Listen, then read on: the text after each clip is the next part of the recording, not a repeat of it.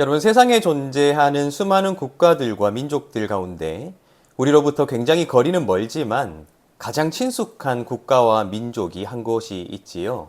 그곳은 바로 이스라엘, 또한 민족으로서는 유대인이라는 민족일 것입니다. 그들은 성경에서도 이스라엘이라는 국가와 민족명으로 불렸으며 또한 유다 혹은 유대라는 이름으로 불린 우리에게는 굉장히 친숙한 이름이기도 하기 때문입니다. 그런데 이 나라와 민족은 굉장히 독특한 역사를 가지고 있지요. 2000년 동안 그들은 영토가 없이 국가가 없이 존재했음에도 또한 세상에 흩어져 살았음에도 불구하고 그들의 정체성을 잃어버리지 아니하고 다시 그들이 뭉쳐서 살아갈 수 있게 되었다. 그들은 어떻게 민족성을 잃어버리지 않을 수 있었을까? 그들은 어떻게 정체성을 지킬 수 있었을까 생각해 보면 굉장히 독특하다고 말할 수 있기 때문입니다. 그런데 우리가 성경을 읽다 보면 그들이 어떻게 수천 년의 세월 동안 그들의 정체성과 그들의 민족성을 잃어버리지 않을 수 있었던가 하는 것들을 어렴풋이나마 발견하게 되지요. 저는 그 많은 요인들 가운데 하나를 바로 기억이라고 말하고 싶습니다. 그들은 어떤 기억을 가지고 있었는가? 그들은 무엇을 기억하려고 했으며 그 기억이 역사 속에서 그들에게 어떤 영향을 주었는가 하는 것들을 성경을 통해서 우리가 발견할 수 있기 때문입니다. 오늘 우리는 시편 74편의 일부분을 함께 읽게 될 텐데요.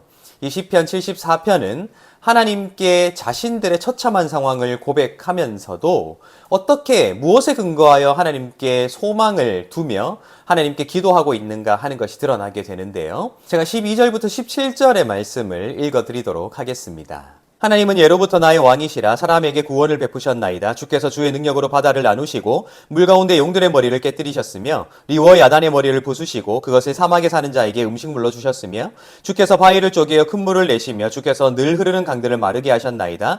낮도 주의 것이요 밤도 주의 것이라. 주께서 빛과 해를 마련하셨으며 주께서 땅의 경계를 정하시며 주께서 여름과 겨울을 만드셨나이다. 아멘. 지금 읽어드린 12절부터 17절까지의 말씀은 하나님께서 이 땅을 창조하실 때에 어떤 능력을 보이셨는가 하는 것을 굉장히 잘 요약하고 있지요. 물을 나누셨다. 리워 야단과 같은 신화 속에 등장하는 그런 괴물들도 하나님께서 어떻게 정리를 하셨는가 하는 것들을 시적인 표현들을 통해 잘 요약해내고 있다 하는 것입니다.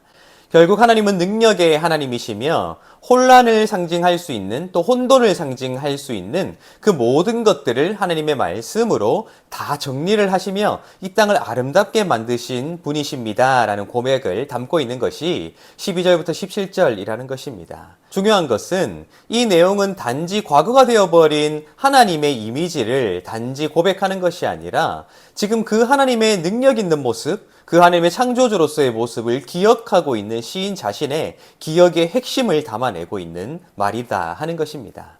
하나님 그런 분이 아니십니까? 하나님 그렇게 당신을 계시하신 분이 아니십니까? 하나님 그렇게 능력 있는 분이 아니십니까? 내가 기억하고 있습니다. 우리가 기억하고 있습니다. 하나님 앞에 자신들이 기억하고 있는 하나님의 모습을 있는 그대로 고백하고 있다 하는 것입니다. 그런데 무척 흥미롭게도 시편 74편은 그렇게 시인이 기억하고 있는 하나님의 모습에 관한 묘사로만 그치고 있지 않다 하는 것입니다. 이 시는 사실 기억으로 시작하여 기억으로 마치고 있다 해도 과언이 아닌데요. 1절과 2절을 제가 읽어드리겠습니다. 하나님이여 주께서 어찌하여 우리를 영원히 버리시나이까? 어찌하여 주께서 기르시는 양을 향하여 진노의 연기를 뿜으시나이까? 옛적부터 얻으시고 속량하사 주의 기업의 지파로 삼으신 주의 회중을 기억하시며 주께서 계시던 시온산도 생각하소서라고 되어 있습니다. 고통당하고 있고 혼란스러운 현실을 살아가고 있지만 하나님께 기억하소서라고 촉구하는 내용으로 이 시가 시작한다는 것이죠. 이 시의 마지막 부분인 22절과 23절도 제가 읽어드리겠습니다. 하나님이여 일어나 주의 원통함을 푸시고 우매한 자가 종일 주를 비방하는 것을 기억하소서. 주의 대적들의 소리를 잊지 마소서. 일어나 주께 항거하는 자의 떠드는 소리가 항상 주께 상달되나이다. 사실 시편 74편은 굉장히 암울한 상황을 묘사하고 있습니다. 예루살렘 성전이 파괴되고 그 땅이 이방 군대로 하여금 유린되는 상황을 전제로 하고 있거든요. 시온이 어떻게 무너졌는가? 이 성소가 어떻게 더럽혀졌는가 하는 것들을 묘사하고 있는 것을 볼 때에 아마 기원전 586년 바빌론에 의하여서 예루살렘이 멸망했을 그때를 지금 말하고 있는 것이 아닐까라는 생각을 하게 된다 하는 것입니다. 그런데 이 시편 74편은 그렇게 혼란스럽고 황폐해졌으며 그렇게 고통 가운데 있었던 예루살렘, 시온, 또 성소, 또 하나님의 백성들의 상황을 기억이라는 단어로 요약해내고 있다는 것입니다. 처음에 하나님 기억하소서, 마지막에 하나님 기억하소서, 그리고 그 한가운데를 우리가 하나님을 이렇게 기억합니다 라는 내용으로 채워나가고 있다 하는 것입니다. 결국 그들이 기억하는 하나님, 또 하나님께서 기억하는 그들이라는 이 두 종류의 기억이 이 시편의 내용을 채우고 있다 하는 것이지요. 결국 이 시편은 유대인들이 그 하나님의 백성이라고 자부했던 그들이 환난 가운데서 어떻게 자신들의 정체성을 잃어버리지 아니할 수 있었던가 하는 것들을 우리에게 보여주고 있다는 것이죠. 하나님을 기억해야 한다. 하나님을 반드시 기억해야 한다는 그들의 기억에 대한 그 사모함. 또한 우리가 하나님께 이렇게 기억되어야 한다는 그 사명. 어쩌면 그것이 자신들이 가진 일방적인 기억이 되지 않기 위해 또 다른 한편으로 하나님께 억지로 기억하라고 강요하는 것이 되지 않기 위해 자신들의 삶을 그 기억이라는 단어 속에서 아름답게 만들어 가기 위해 그 기억을 통해 자신들의 정체성을 지켜왔던 그들의 모습이 아닐까라는 생각을 해보게 된다는 것이죠. 현대를 살아가는 그 유대인들의 모습이 어떠하든지를 차치하고서라도 그들이 어떻게 하나님의 백성으로 정체성을 잃어버리지 아니하였는가 하는 것을 통해 오늘 이 시대를 살아가는 우리 그리스도인들의 모습을 한번 반추해보게 됩니다. 여러분들은 여러분들의 신앙이 무엇으로 채워져 있는지요? 우리 신앙의 핵심은 하나님이 어떠한 분인가 하는 것을 우리가 기억하는 것이지요.